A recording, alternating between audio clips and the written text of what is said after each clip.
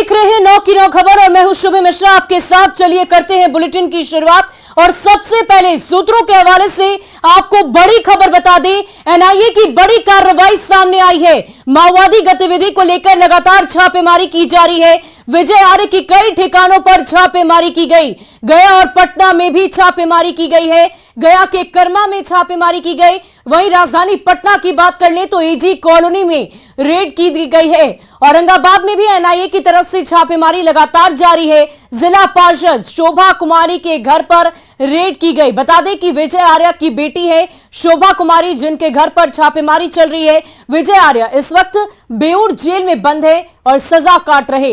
ये बड़ी जानकारी आपको दे रहे हैं। ये दो तस्वीरें इस वक्त आपकी टीवी स्क्रीन पर है। पटना और औरंगाबाद की ये तस्वीर दिखा रहे हैं जहां एनआईए की तरफ से लगातार छापेमारी की जा रही है। नक्सलियों के अलग अलग ठिकानों पर गया, पटना, औरंगाबाद में एनआईए की तरफ से छापेमारी जारी है। और इस पूरी खबर की अधिक जानकारी के लिए हमारे संवाददाता संजय हमारे साथ फोन लाइन पर जुड़ चुके हैं। संजय, लगातार छापेमारी चल रही है, क्या कुछ सामने निकल कर आया है? कुछ चीजों की बरामदगी हुई है? जी बिल्कुल, देखिए ये अब सूत्रों के हवाले से खबर नहीं रही। सूत्रों ने इस बात की जानकारी दी थी, इसकी पुष्टि हो चुकी है। और विजय आर्य जो एक माओइस्ट एक्टिविटीज में एक बड़ा नाम है, जो फिलहाल बेऊर जेल में बंद है, इसके ठिकानों पर आज छापेमारी चल रही है। पटना में इसके जो बेटा है, इसका इंजीनियर है, और उसके आवास पर छापेमारी चल रही है एजी कॉलोनी में। इसके अलावा गया में जो पैतृक आवास है वहां पर छापेमारी चल रही है। और औरंगाबाद में इसकी बेटी जिला पार्षद है शोभा कुमारी, उनके ठिकानों पर, यानी 3 ठिकानों पर यह छापेमारी अहले सुबह से शुरू हुई है। और जो सोर्सेज है वो बता रहे हैं कि रोहतास थाना से जुड़ा हुआ एक मामला है, उसी मामले को लेकर ये छापेमारी चल रही है। और सभी परिजनों को कॉल किया गया है और उनसे पूछताछ भी की जा रही है। जो परिजन फिलहाल छापेमारी के दौरान मौजूद नहीं है घर में, उनको बुलाया जा रहा है और उसके बाद उनसे पूछताछ की प्रक्रिया भी लगातार जारी है। तो एक बड़ी कार्रवाई एनआईए की सुबह सुबह दबिश दी गई है बिहार में 3 ठिकानों पर, और देखना होगा छापेमारी के बाद क्या कुछ निकल कर बात सामने आती है। जी बहुत बहुत शुक्रिया संजय हमारे साथ जुड़ने के लिए, तमाम जानकारी के लिए। तो ये बड़ी जानकारी आपको सूत्रों के हवाले से दे रहे हैं। एनआईए की तरफ से बड़ी कार्रवाई की जा रही है। नक्सलियों के अलग अलग ठिकानों पर लगातार छापेमारी जारी है। ये पटना और औरंगाबाद की तस्वीर हम आपको दिखा रहे थे। माओवादी सेंट्रल कमेटी के नेता विजय आर्य के 3 ठिकानों पर छापेमारी चल रही है। इस वक्त जो छापेमारी है पटना के एजी कॉलोनी स्थित यह मकान है, यहाँ पे छापेमारी चल रही है। यह मकान बताया जाता है कि विजय आर्य जो हैं उनके बेटे की है और पेशे से इंजीनियर हैं। रोहतास का एक मामला है, उसी मामले में ये छापेमारी चल रही है। इसके साथ साथ अगर हम बात करें तो इनकी जो बेटी है औरंगाबाद के गोह इलाके में, वहाँ पे भी छापेमारी चल रही है। शोभा कुमारी है इनकी बेटी, उनके ठिकाने पर भी ये छापेमारी चल रही है। छापेमारी सुबह जो है वो शुरू हुई है। और इसके साथ साथ अगर हम बात करें तो गया में भी एक ठिकाना है जहाँ पे छापेमारी चल रही है। गया औरंगाबाद माओवादी सेंट्रल कमेटी के ये नेता हैं विजय आर्य, फिलहाल पटना के आदर्श केंद्रीय कारा बेऊर में बंद हैं। पिछले 6 महीना पहले ही 2 लोगों के साथ इनकी गिरफ्तारी हुई थी और उसके बाद इनके जो मामले हैं उस पर लगातार जो है कार्रवाई चल रही थी। और इसी कार्रवाई के दौरान एनआईए ने ये छापेमारी कंडक्ट किया है। 3 ठिकाने जो है बिहार के, वहाँ पे ये छापेमारी चल रही है। जो बताया जा रहा है कि एनआईए को जो जानकारी थी कि रोहतास से जुड़ा मामला है, आपराधिक मामला है, और उसी मामले में एनआईए की टीम जो है वो नक्सली नेता जो है विजय आर्य, उनके ठिकानों पर ये छापेमारी कर रही है। तो यहाँ पे जो अधिकारी हैं छापेमारी दल के वो पहुँचे हुए हैं। देख सकते हैं कि एनआईए के जो अधिकारी हैं वो पहुँचे हुए हैं। शोभा कुमारी जो हैं वो पार्षद बताई जाती हैं और राजनीतिक गलियारे से भी उनका नाता है। उनके पति जो हैं वो जेडी के कार्यकर्ता हैं और राजनीतिक गलियारे में अपनी धमक बनाने के लिए भी जो है विजय आर्य ने अपनी बेटी को उतारा और उसे पार्षद बनवाया। और उसके बाद वो चाहते थे कि राजनीतिक गलियारे में इनकी धमक हो, लेकिन चूंकि पहले से जो आपराधिक मामले इनके ऊपर दर्ज हैं उसी मामले में एनआईए की टीम पहुंची है। देख सकते हैं कि एनआईए के जो अधिकारी हैं वो पूरी वारंट लेकर करके यहाँ पहुँचे थे और यहाँ छापेमारी कर रहे हैं। तो यहाँ पे जो अधिकारी हैं उनसे हम बात करने की कोशिश करेंगे, जानने की कोशिश करेंगे कि ये छापेमारी जो है वो, सर ये छापेमारी एनआईए की तरफ से की जा रही है? जी। कितने बजे, कितने जगहों पे ये छापेमारी? मैं आधे घंटे पहले आया था, तो मैं गया था तो उन्होंने अपना परिचय दिया कि मैं इंस्पेक्टर मुकेश कुमार सिन्हा, अपने सहकर्मी 3-4 सहकर्मी और 2 लेडीज़ कांस्टेबल के साथ उन्होंने यहाँ पे कहा कि हमने सर्च करने आया है और जब तक मुझे उनसे बात हुई उन्होंने कहा किसी तरह की कोई आपत्तिजनक जो है बरामद नहीं हुई है। संभवतः जब हमने पूछा कि किस कांड में आपने इस तरह किया है तो उन्होंने कहा कि रोहतास में जो इनके खिलाफ में जो कांड दर्ज है उसी के संबंध में हमने आया। तो मैंने कहा कि मैं उनका अधिवक्ता हूँ, विजय कुमार आर्या जी का जो है उस केस में मैं जो हूँ अधिवक्ता हूँ, रोहतास के केस में। जी, जो यहाँ आपका NIA कोर्ट में स्पेशल 5/22 के रूप में जो है चल रहा है। तो उन्होंने कहा कि ठीक है, आप चूंकि इस केस के अधिवक्ता हैं तो थोड़ा सा आप जो है किनारे हो जाइए, बाहर हो जाइए। हमने कहा कि जो भी पूछताछ की जाएगी इनके परिवार से, इनके बेटी से, पुतोह से, तो वो हमारे सामने पूछताछ की जाए।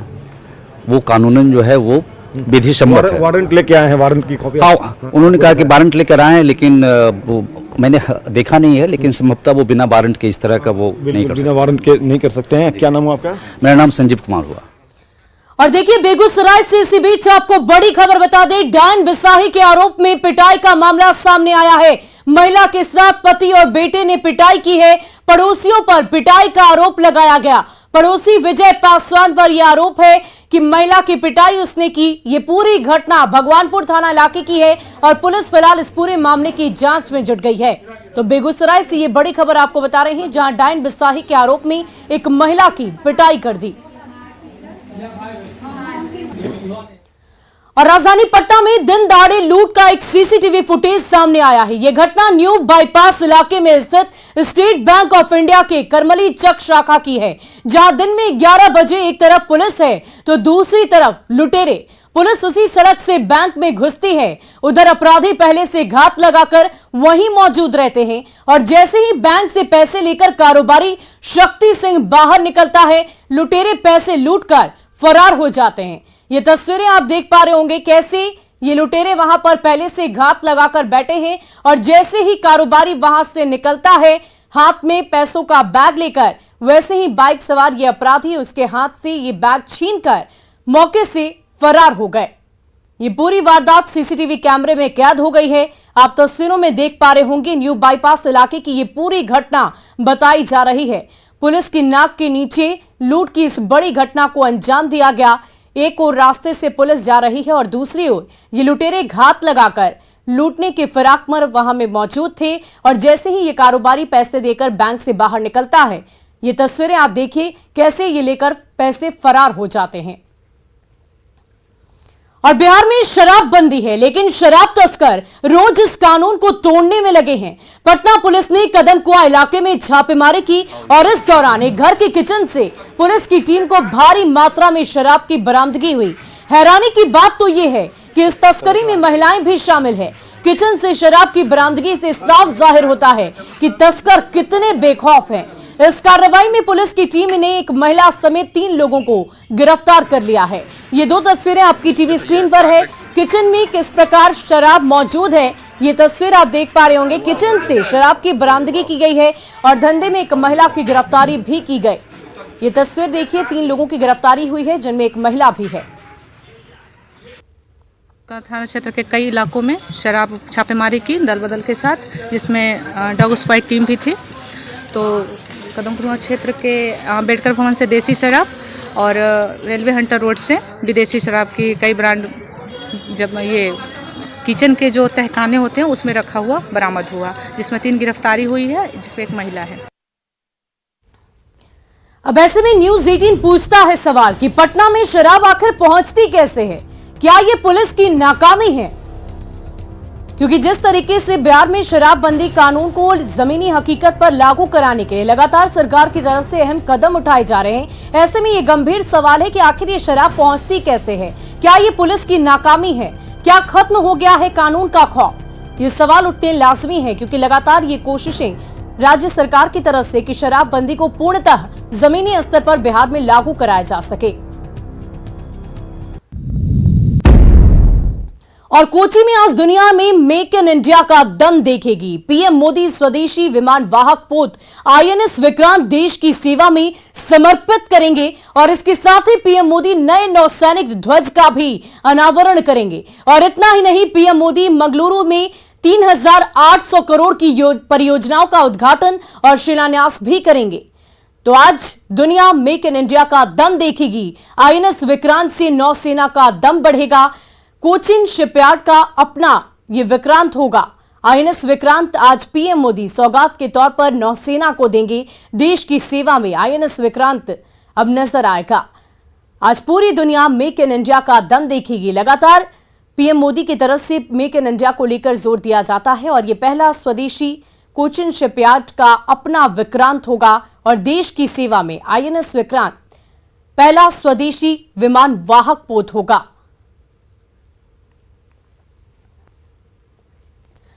यूपी, बिहार और नेपाल के बॉर्डर वाले इलाके सहित देश के कई राज्यों में मदरसे की मैपिंग और केंद्रीय गृह राज्य मंत्री अजय मिश्र टीनी ने कहा है कि बच्चों के बेहतर भविष्य के लिए उनकी सरकार प्रतिबद्ध है। देश के सभी नागरिकों को विश्व नागरिक की तरह स्थापित करना चाहते हैं और उसके लिए आवश्यकता है कि उनका शैक्षिक रूप से विकास हो, जिससे उनका बौद्धिक विकास भी हो और बौद्धिक विकास के माध्यम से, शैक्षिक विकास के माध्यम से वह आर्थिक और सामाजिक विकास को प्राप्त करते हुए इस देश के निर्माण में, राष्ट्र के निर्माण में अपना योगदान दे सके। और अब बात बाढ़ से बेबस जिंदगी की।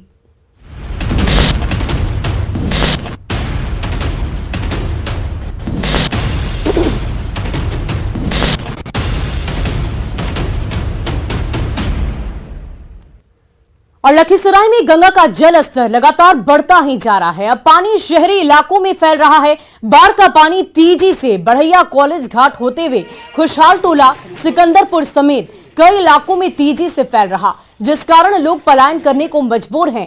बढ़ैया कॉलेज घाट के पास सड़कों पर तेज धारा बह रही है। खुशहाल टोला के घरों में बाढ़ का पानी घुस चुका है, जिससे लोगों की मुश्किलें अब काफी ज्यादा बढ़ चुकी है। देखिए हमारे संवाददाता राकेश कुमार की ये रिपोर्ट।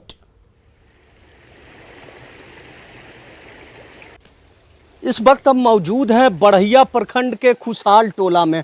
आप देख सकते हैं लगातार गंगा के जल स्तर में वृद्धि के बाद यहाँ पे बाढ़ का पानी सड़क पे बह रहा है और पूरा जो खुशहाल टोला है या पूरा खुशहाल टोला बाढ़ का पानी से लबालब है। और लोग लगातार जिस तरह से जल स्तर में वृद्धि हो रही है, ये लोग यहाँ से पलायन कर चुके हैं। कुछ लोग हैं हमारे साथ, हम इनसे जानते हैं क्या स्थिति है गंगा के पानी। क्या स्थिति है गंगा के? बढ़ रहा है, रोज बढ़ ही रहा है, लगातार रोज बढ़ ही रहा है पानी। यहाँ की स्थिति बहुत भयावह है। विगत 2 दिनों से हम लोग कॉलेज कर्मी हैं, कॉलेज में यहाँ पढ़ाते हैं। सारे बच्चे अब नहीं आ रहे हैं, कोई सारा काज बाधित हो रहा है, कोई तरह से चल रहा है। हम लोग तो ड्यूटी करते हैं, सरकार के नौकर हैं, तो आते हैं रोज, देख लीजिए। लगातार गंगा के जल स्तर में वृद्धि हो रहा है और लोग यहाँ से पलायन करने को मजबूर हैं। राकेश, न्यूज 18 लखीसराय। और खगड़िया में गंगा नदी के जलस्तर में खतरे के निशान से 1.5 मीटर ऊपर बह रही है। वहीं बूढ़ी गंडक नदी भी खतरे के निशान से ऊपर बहती नजर आ रही है और ऐसे में नए इलाके में बाढ़ का पानी फैलता ही जा रहा है। जिले के 3 प्रखंड गोगरी, परबत्ता और सदर प्रखंड के कई इलाकों में परेशानियां बढ़ गई है और ऐसे में नाव ही एकमात्र सहारा बना हुआ है। हालांकि सरकारी नाव का भी परिचालन शुरू कर दिया गया। स्थिति का जायजा लिया संवाददाता दिग्विजय ने। खगड़िया में गंगा और बूढ़ी गंडक नदी खतरे के निशान से ऊपर बह रही है। ऐसे में जो बाढ़ प्रभावित जो इलाके हैं वहां पर स्थिति धीरे धीरे भयावह होते जा रही है। ये हम आपको दिखा रहे हैं खगड़िया का बन्नी पंचायत है। बन्नी पंचायत का वार्ड नंबर 18 का जो स्थिति है वो आप देख सकते हैं कि पूरा गांव में जो है सो पानी आया हुआ है। जो गांव पानी है वो धीरे धीरे घर में प्रवेश कर चुका है। सबसे ज़्यादा जो परेशानी बाढ़ पीड़ितों को हो रही है वो आवागमन को लेकर के हो रही है। अच्छा, कहाँ जा रहे हैं आप? अपने गाँव जा रहे हैं। अच्छा जी, हम अपने गांव जा रहे हैं सामान उमान को बाहर निकालने के लिए। नाव से जा रहे हैं। यहाँ बहुत 5-6 वार्ड प्रभावित है, लगभग 25 से 3 हज़ार की जनसंख्या में है और बहुत दिक्कत है। किसी प्रकार से कोई आदमी छत पर, किसी प्रकार से नाव पर, बांध पर इधर उधर कोशिश करके अपना जान बचाने के लिए कोशिश कर रहे हैं। परेशानी हो रही है? परेशानी पानी से है। गंगा जी का बाढ़ आया हुआ है। हम लोग का अपना नाव है, उससे जा रहे हैं, आ रहे हैं और भाड़े पर भी चल रहा है। सरकारी नाव दिया गया है? दिया गया है। बच्चा को जाने आने में, पढ़ने लिखने में दिक्कत हो रहा है। अच्छा, गाँव में पानी आया हुआ है। कैसे रह रही है फिर? घर में रह रहे हैं, छत पे रह रहे हैं। अच्छा, अभी आपको? सर, मैं अपने घर पे हूँ, बस अभी जा रहा हूँ। बाढ़ का पानी आ चुका है मेरे गांव में। मेरा 20 नंबर वार्ड में मेरा मकान हुआ धीरे धीरे पानी, हम लोग सोच भी नहीं रहे थे कि इस बार आएगा इस ढंग से, लेकिन धीरे धीरे पानी का स्तर ऐसे बढ़ता चला गया कि अभी भी पानी बढ़ते जा रहा है और हम लोग को रहने में थोड़ी सी परेशानी अब हो जाएगी। वहाँ पे घर में पानी है तो फिर सामान सब कहाँ रखें? सामान सब सर बगल में इधर उधर दूसरे घर पे शिफ्ट किया। तो ये साफ तौर पर देख सकते हैं कि ये खगड़िया का जो बन्नी पंचायत है, वार्ड नंबर 18, जो पूरा एक तरह से कह सकते हैं कि बाढ़ से प्रभावित हो गया और नाव के सहारे लोग आवागमन कर रहे हैं। हालांकि जो बाढ़ पीड़ित है उनकी परेशानी धीरे धीरे बढ़ते जा रही है। कई लोग छत पर आशियाना लिए हुए हैं तो कई लोग ऊंचे स्थानों पर अपना शरण लिए हुए हैं। दिग्विजय कुमार, न्यूज़ 18 खगड़िया। और देखिए, गंगा के जलस्तर बढ़ने का असर अब कई इलाकों में देखने को मिलने लगा है। बाढ़ अनुमंडल की अथमल गोला, बख्तियारपुर और मोकामा का दियारा क्षेत्र जलमग्न हो गया। रामनगर पंचायत की छोटका पुल पर गंगा का पानी चढ़ गया है। वहीं उन इलाकों में ज्यादा खतरा नजर आ रहा जो गंगा के किनारे बसे हैं। बाढ़ पीड़ित अब ऊंची स्थान की तरफ जाने लगे हैं।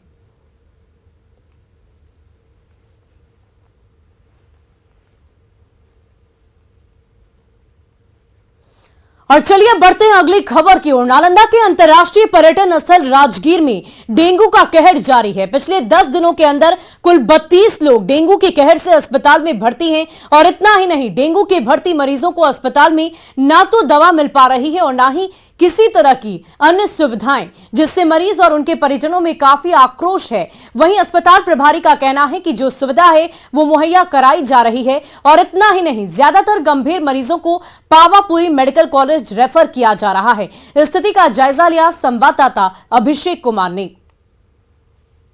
मौसम करवट बदलते हुए नालंदा जिले के राजगीर में डेंगू ने अपना पैर पसार लिया है और इतना पसारा है कि लोग बीमार पड़ने लगे हैं। आप देख सकते हैं कि अभी हम जो है राजगीर रेफरल अस्पताल में है और किस तरह से यहाँ जो मरीज है, यहाँ लगातार डेंगू के मरीज पहुँच रहे हैं। और अभी तक बताया जा रहा है कि इधर पिछले 10 दिनों में कुल 32 जो है डेंगू का मरीज यहाँ मिल चुके हैं और कई का रेफर किया गया है। तो एक तरह से देख सकते हैं किस तरह से जो है डेंगू का मरीज यहाँ पर जो है लगातार आ रहे हैं और लगातार यहाँ पर जो भर्ती कराया जा रहा है। हालांकि जो है कि यहाँ पर डेंगू मरीज को क्या सुविधा मिल रही है सरकार की ओर से और स्वास्थ्य विभाग की ओर से, ये इसका जानने के लिए पहुँचे हैं।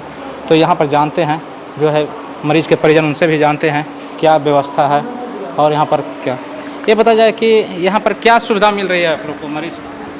सुविधा सिर्फ एगो बेड मिल गया है बस, उसके अलावा कुछ नहीं। दवाई मिल रही है? दवाई नहीं, देखिए हम सब बाजार से लाए हैं, देख सकते हैं। डेंगू तो जांच नहीं हो रहा है। राजगीर के हर घर में डेंगू का शिकार है और यहाँ कुछ व्यवस्था नहीं है। सिर्फ ORS के अलावा कुछ मिलता नहीं है। एक बेड मिल रहा है और ORS का घोल मिल रहा है, बाकी सारा चीज़ हम मार्केट से ला रहे हैं। जो मरीज है, मरीज के साथ साथ उनका परिजन भी साफ आरोप लगा रहे हैं कि यहाँ सुविधा के नाम पर नदारद है और सिर्फ जो सलाइन किया जाता है, सलाइन करके छोड़ दिया जाता है, दवा भी बाहर से मंगाई जाती है। तो एक तरह से कहा जाए तो राजगीर अनुमंडलीय अस्पताल में सुविधा के नाम पर सिर्फ खानापूर्ति की जा रही है। नालंदा से न्यूज़ 18 के अभिषेक कुमार। कुछ लोग जोर लगाते हैं कि हमको कुछ ऐसा दवाई जैसे चले जिससे वायरस बढ़ता हो, ये उसका कुछ विशेष दवा नहीं है।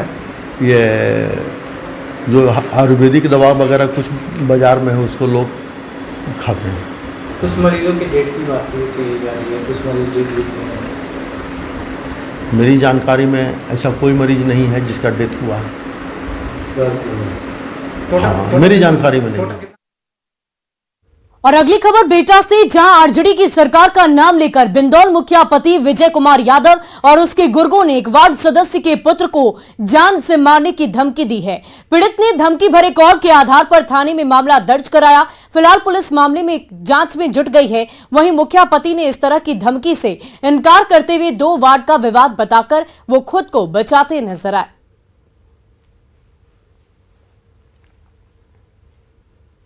रात में 9:30 से 10 के बीच में मेरे पास एक कॉल आया मुखिया जी के नंबर से। पहले मुखिया जी हमसे बोले कि बहुत गंदे लैंग्वेज में बात की है। उसके बाद से उनके सहयोगी और दोनों लोग मिल के, एक और आदमी उसमें जिनका आवाज़ आ रही थी, उनका हम पूरे का पूरा वॉइस रिकॉर्डिंग किए हुए हैं। उन्होंने हमको जान से मारने की धमकी दी।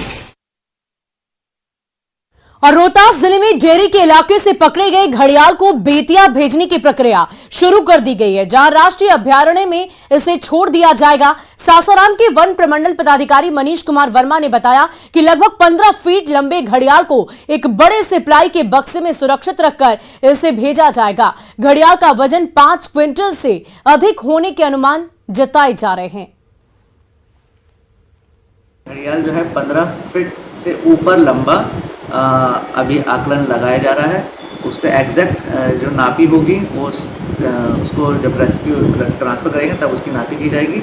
घड़ियाल अभी बिल्कुल सही हेल्थ स्टेटस है। अभी घड़ियाल का वजन जो है लगभग 5 क्विंटल से ऊपर डॉक्टर द्वारा बताया गया है।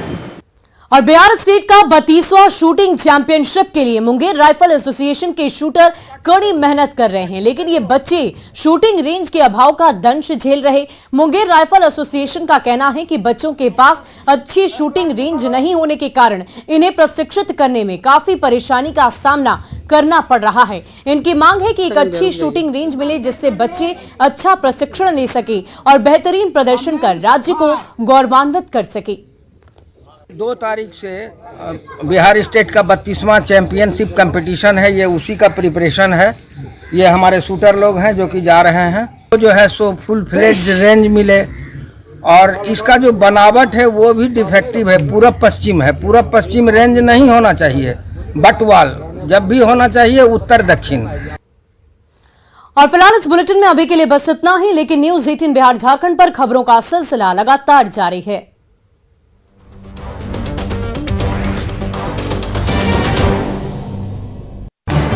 इस न्यूज हेडलाइंस के प्रायोजक पेट सफा आयुर्वेदिक जून। पेट सफा हर रोग दफा।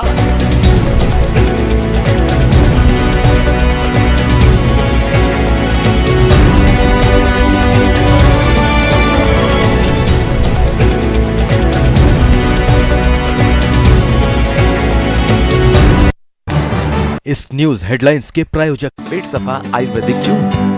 पेट सफा हर रोग दफा। व्यवस्था हो और जिसके कारण कटाव रुके।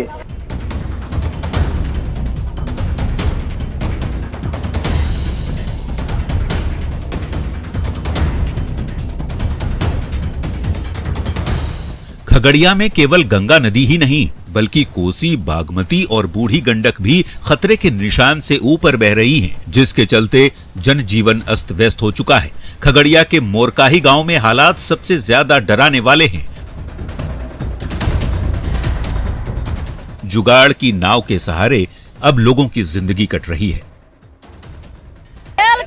सर हमरा का कोई उपाय नहीं है सर। बाल बच्चा अगर जो हमारा कुछ आफत विपत होता तो मेरे मर जब डूब के। अभी है ट्यूब पर जाए चाहे पिसाने के लिए एकदम गया था, मोटरी गल गरक गया गेहूं, अब बेचारा लगी नहीं लाओ यार, कुछ का कोई मतलब व्यवस्था नहीं है। बाढ़ की विभीषिका किस कदर लोगों को डरा रही है, ये समझने के लिए इस तस्वीर को देख लीजिए। भागलपुर के रजंदीपुर गांव के लोग टीन के चदरे से नाव बना रहे हैं। ऐसा इसलिए क्योंकि प्रशासन की ओर से पीड़ितों को कोई मदद नहीं मिल रही। गंगा नदी का जलस्तर लगातार बढ़ने से कई गांव जलमग्न हो चुके हैं और यहाँ के लोग बेहद परेशान। आप देख सकते हैं कि यहाँ पर जो है चदरा का नाव बनाया जा रहा है। लोग लगातार इसमें लगे हुए हैं और चदरा का नाव बना रहे हैं। हम इनसे जानते हैं कि कब से बना रहे हैं और अभी तक कितना बनाए हैं और कितना और बनाना है। कितना नाव बना चुके हैं? 25 नाव बना चुके हैं। हाँ। और अब जे सीजन में बनाएगा वो लाकर को देगा, बना देगा। क्यों बना रहे हैं चदरा का? ये सुरक्षा के लिए, माल जाल बकरी बोतू का घास भूसा लाना, अपना बाजार जाना, सब काम यही से होता है हम लोग का। पानी घुस रहा है क्या? पानी घुस रहा है, रोज बढ़ रहा है, एक बित्तो एक हाथ का रोज बढ़ रहा है। सरकार के तरफ से? सरकार के तरफ से कोई व्यवस्था नहीं है हम लोग का। डर नहीं लगता है? ना, हम लोग की गंगा कथा का है तो कितना डर लगेगा सर, मरने और उजरने का। लोग जो है इससे बचने के लिए लगातार उपाय खोज रहे हैं और चदरा की नाव यहाँ बनाई जा रही है। अभी तक 25 नाव ये लोग बना चुके हैं और सैकड़ों नाव बनेंगी, लेकिन सरकार के तरफ से जो सरकारी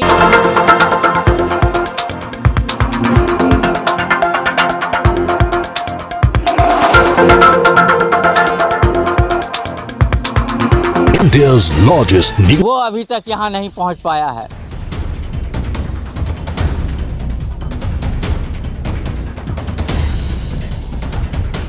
भागलपुर जिले में गंगा का जलस्तर लगातार बढ़ने से शहर के आसपास के इलाकों में पानी भर रहा है। कई गांव जलमग्न हो चुके हैं। सबौर प्रखंड के कई गांवों में 4 से 5 फीट तक पानी भर चुका है। रजंदीपुर पंचायत के बगडेर गांव में पिछले साल जब बाढ़ का पानी घुसा था तो इसी गांव के लोग पेड़ों पर शरण लेने को मजबूर हो गए थे।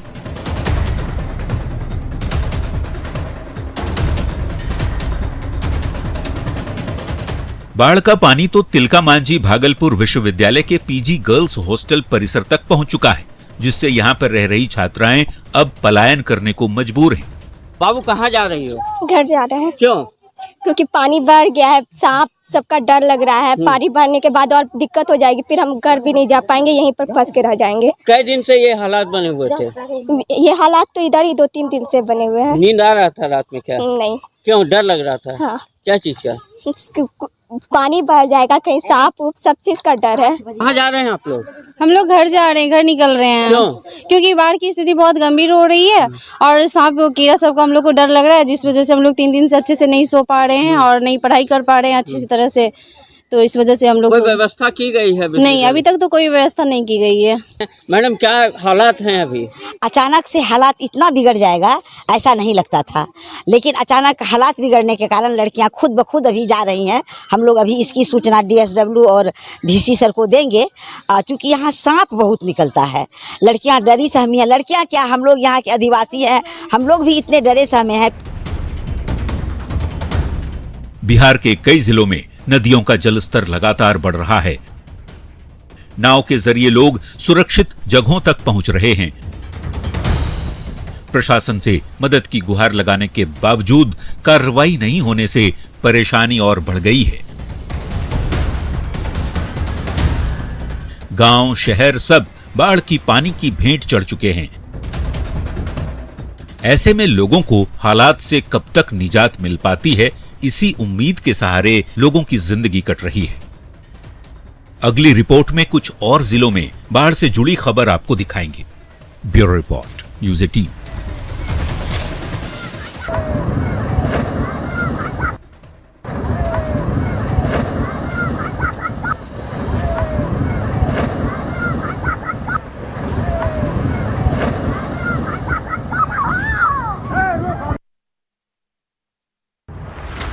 बिहार करीब 40 साल से हर साल बाढ़ की त्रासदी का दंश झेल रहा है। हर नई सरकार के दावे, तमाम व्यवस्थाएं इस कहर के सामने फीकी पड़ जाती हैं। लाखों लोग बेघर हो जाते हैं। बिहार की बड़ी आबादी को हर साल बाढ़ के विकराल रूप का सामना करना पड़ता है। हर बार आश्वासन दिया जाता है हालात सुधारने के, लेकिन होता क्या है